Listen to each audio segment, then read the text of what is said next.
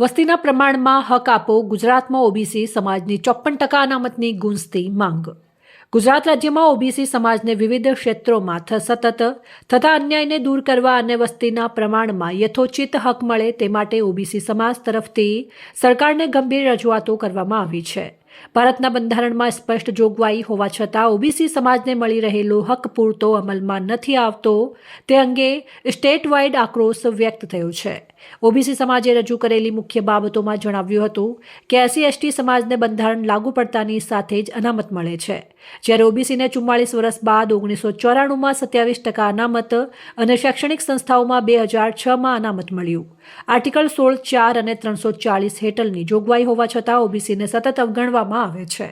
ગુજરાતમાં ઓબીસીની 82 જાતિઓમાંથી વધારીને 146 જેટલી જાતિઓ સામેલ કરવામાં આવી છે. તેમ છતાં અનામત 27% જ છે. ST વસ્તી 14.75% ને 15% અનામત, SC વસ્તી 6.74% ને 7% અનામત અને જનરલને 10% EWS અનામત મળે છે, તો 54%થી વધુ વસ્તી ધરાવતા ઓબીસીને 27% અનામત કેમ? તમિલનાડુમાં 50%, તેલંગાણામાં 42%, કેરળમાં 30%, આંધ્રપ્રદેશમાં 29% ઓબીસી અનામત છે, તો ગુજરાતમાં પણ વસ્તી પ્રમાણે અનામત આપવું જોઈએ. અનામતની 50% મર્યાદા બંધારણમાં ક્યાંય નથી અને EWSના 10% અનામત બાદ આ મર્યાદા પોતે જ વધારાઈ ગઈ છે.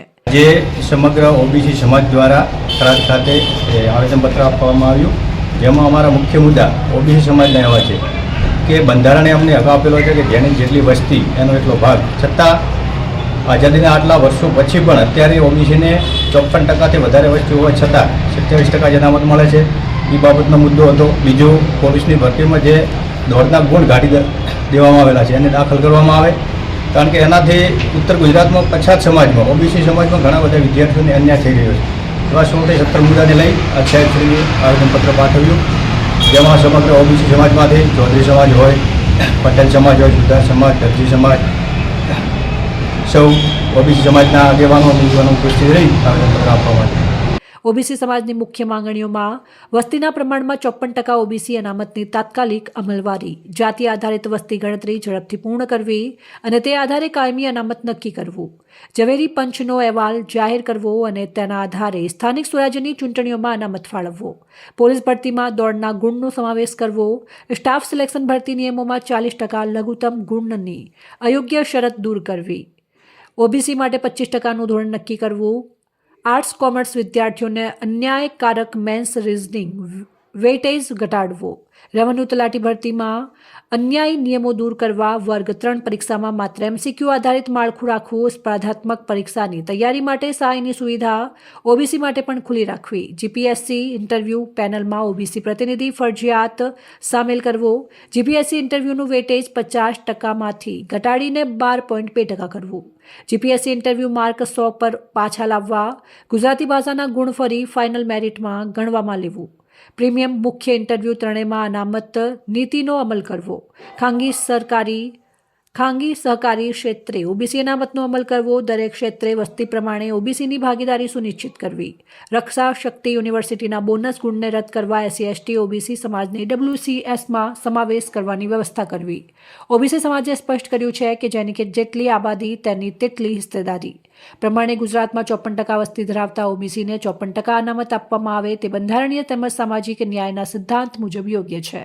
સરકારે આ માંગણીઓને ગંભીરતાથી લઈ તાત્કાલિક નિર્ણય કરે તેવી ઓબીસી સમાજ વતી વિનંતી કરવામાં આવી હતી. આજે ઓબીસી સમાજ દ્વારા પ્રાંત સાહેબને આવેદનપત્ર આપવામાં આવે છે કે જેની જેટલી હિસ્સેદારી એટલી એની ભાગીદારી જે બંધારણમાં જોગવાઈ કરેલી છે એ પ્રમાણે ઓબીસી સમાજને ફક્ત 27% જ અનામત મળે છે અને 150 કરતાં પણ વધારે ઓબીસી જાતિ છે.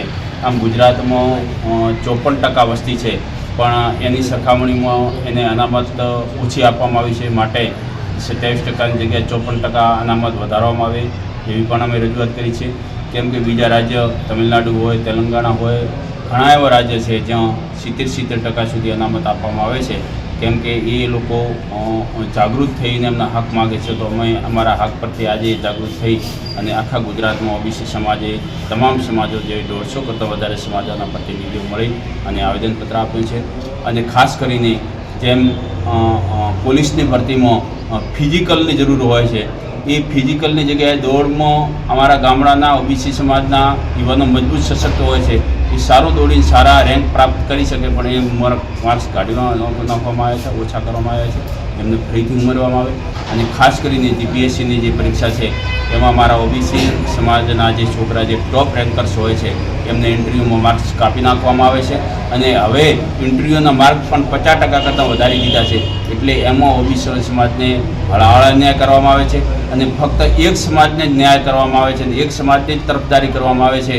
આવું જ્યારે ઓરમાયું વર્તન ઓબીસી સમાજ સાથે રાખવામાં આવે છે ત્યારે અમારે સરકારને વિનંતી છે અને સરકારને અમે ચેતવણી પણ આપીએ છીએ કે આગામી સમયમાં જો અમારા આ જે મુદ્દા સાથે અમે આવેદનપત્ર આપ્યું છે એમાં તમે કંઈ કરશો નહીં તો આગામી સમયમાં અમારે રસ્તા ઉપર ઉતરી અને તમામ ઓબીસી સમાજના યુવાનો સરકારશ્રીને લડત આપશે અને ગાંધીજીના માર્ગે અમે અમારું આંદોલન કરશું અને એનામાં અમારા હક જેટલી હિસ્સેદારી એટલી અમારી ભાગીદારી એ મેળવીને રહેશું. અહેવાલ જીતુ બારોટ, સંબંધ ભારત ન્યૂઝ, થરાદ.